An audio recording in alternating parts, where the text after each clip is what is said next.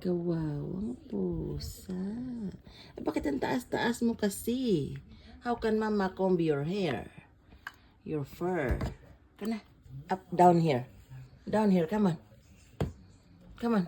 Ay, nako. Ang kulit. Come on. Come down here. Down. Down. Mommy will comb your fur. No. Good girl. Ay, kawawa naman ko. Ay, kawawa naman to. Ping-ping ni mama to. Ay, sus.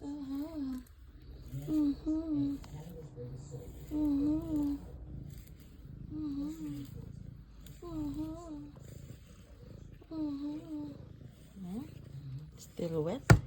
Because you don't like the blower. That's why. Wait lang. Ano?